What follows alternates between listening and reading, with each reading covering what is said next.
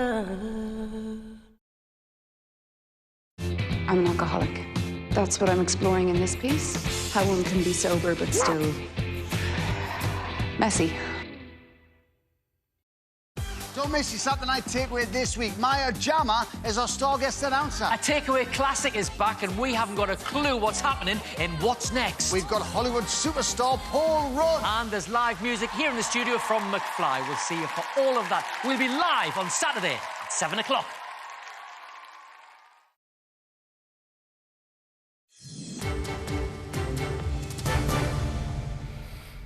Good evening. We come on air tonight with some breaking news from Kensington Palace about the health of the Princess of Wales. In a video message recorded by Kate, she's revealed that she's undergoing treatment for cancer. She said that following her abdominal surgery in January, tests found cancer had been present, and she's since begun a course of preventative chemotherapy. Tonight's announcement follows widespread speculation about her health in recent weeks. Here's Kate's video announcement in full. I wanted to take this opportunity to say thank you personally for all the wonderful messages of support and for your understanding whilst I've been recovering from surgery. It has been an incredibly tough couple of months for our entire family, but I've had a fantastic medical team who have taken great care of me, for which I'm so grateful. In January, I underwent major abdominal surgery in London, and at the time, it was thought that my condition was non-cancerous. The surgery was successful. However, tests after the operation found cancer had been present. My medical team therefore advised that I should undergo a course of preventative chemotherapy, and I'm now in the early stages of that treatment. This, of course, came as a huge shock, and William and I have been doing everything we can to process and manage this privately for the sake of our young family. As you can imagine, this has taken time.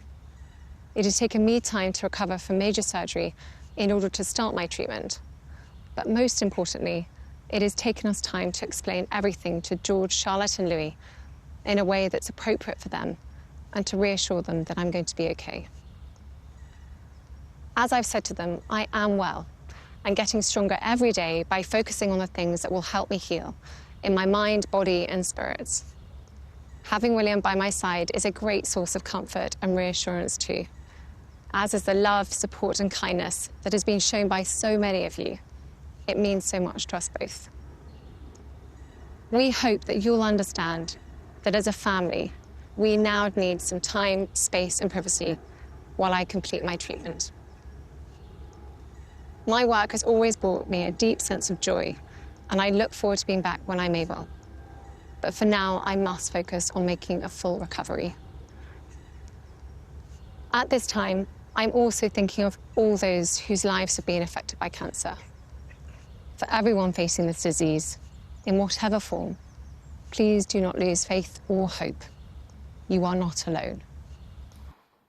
I'm sure there are words that can resonate with many people who also are dealing with cancer diagnosis at the moment. And we can talk now to our royal editor, Chris Shipp, who's over at Buckingham Palace, as you can see. And Chris, this is a huge shock, not just for Kate and her family, but the country as well. Yeah, where do you start with news like this, of course? Listed a few facts first. One, we don't know what cancer Kate has. They've only told us that she's having a chemotherapy treatment. And as you heard Kate explain there, and I thought what was a very emotional, very moving video message, the cancer was discovered after the abdominal surgery that she had in hospital back in January. If you remember, she was in hospital for 13 nights and hasn't been seen in public since then. It was after that period that the cancer was discovered, and she's now going through chemotherapy treatment. You don't need me to remind you, of course, that her father, the King, is also in cancer treatment as well. That's two very senior members of the royal family, both now being treated for cancer.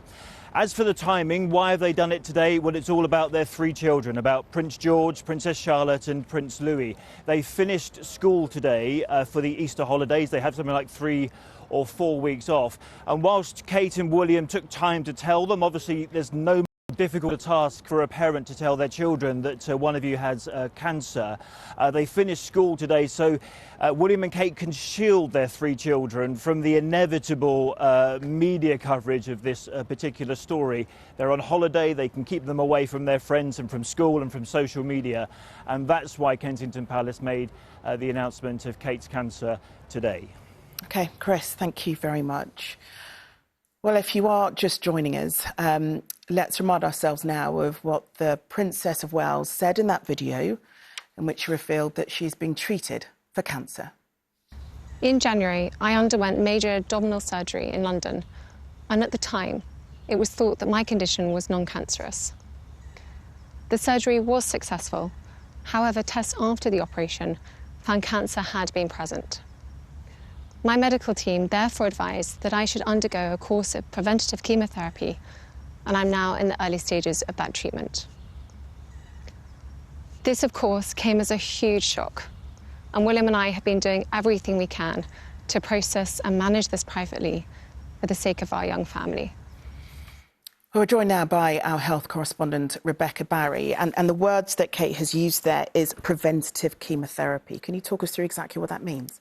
Yeah, I mean, firstly, for the princess's privacy, understandably, they're not revealing the type or the stage of cancer. But we do know that in late February, she started a course of preventative chemotherapy. Now, that is when a primary tumour has been removed.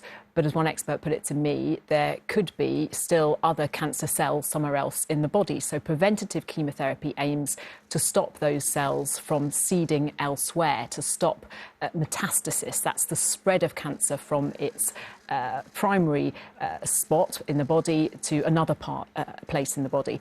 Chemo is essentially chemicals that kills cancer cells. But unfortunately, they also kill other normal cells in the body, and that can cause horrible side effects. I mean, most people think of people losing their hair, but perhaps the most worrying side effect can be that you can become immunosuppressant. And that means you have to be very careful, avoid picking up any infections. But of course, these days, drugs can be very refined and targeted, so it can limit the side effects. And I think many people will be reassured to hear that the princess is on a pathway of recovery, as they describe it. OK, Rebecca, thanks very much for that. Well, in the last few moments, the Prime Minister, Rishi Sunak, has issued this statement. In it, he said that the Princess of Wales will have the love and support of the whole of the country as she continues her recovery. She has shown tremendous bravery with her statement today. In recent weeks, she has been subjected to intense scrutiny and has been unfairly treated by certain sections of the media around the world and on social media. When it comes to matters of health, like everyone else, she must be afforded the privacy to focus on her treatment and to be with her loving family. That there is a statement from Prime Minister Rishi Sunak. Well, let's return to Chris Shipp, who's outside Buckingham Palace. And part of that message from Kate was the way in which she has requested privacy for her and her family. Yeah, you heard it in that statement from Rishi Sunak there about the privacy that she now expects, really. I mean, look at all the furore, the hysteria around Kate's disappearance from public life in the past few weeks. We now have an explanation why. Abdominal surgery, again, we still don't know exactly what. It was successful, she said, but she had to wait for the time to heal from that before she could start the cancer treatment. And then you've got the issue of how and when you tell your children. I mean, no wonder that video message from Kate there was very emotional, but I don't think anyone thought we would be in 2024 with 2 senior members of the royal family being treated for cancer. Indeed. Now, the words from Rishi Sunak did reiterate the intrusion that the family has felt as a result of media and on social media. And the Princess of Wales did talk about how they've been coping with the diagnosis.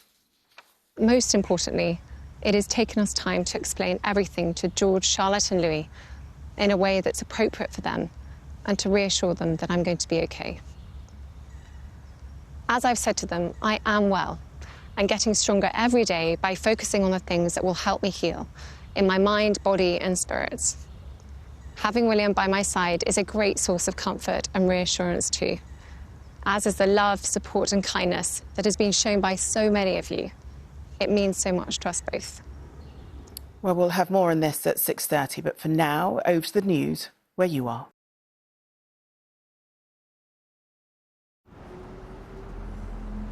Now the latest from ITV News Meridian in the Thames Valley with Stacey Poole and Matt Teal.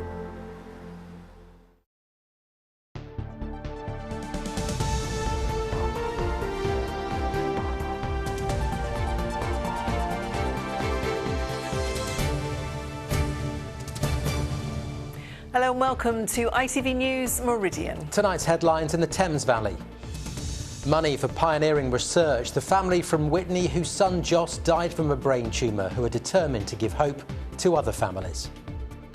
To be told, you know, there is nobody or nothing in the world that can save your child, that was just so heartbreaking. We're going orange.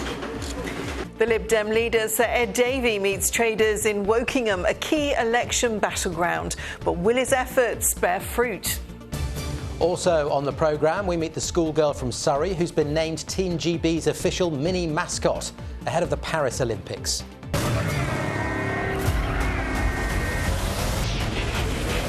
Let's get to work. And who are you going to call? The Ghostbusters are back with a new movie filmed in Winner, Shinfield and Farnborough.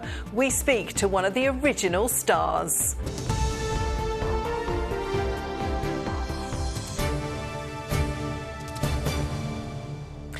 Good evening. A family from Witney who were told their young son had a brain tumour with no chance of survival are determined to fund new research to help improve outcomes for others. Diane Parks' son Joss died of a brainstem glioma, and at the moment there is no treatment and no hope of survival. But now she's joined forces with the Brain Cancer Charity to help fund pioneering research which could provide hope. Natalie Verney has the story. Hello, this is Green Boat and I want to buy it. He was the cheekiest little boy ever. He was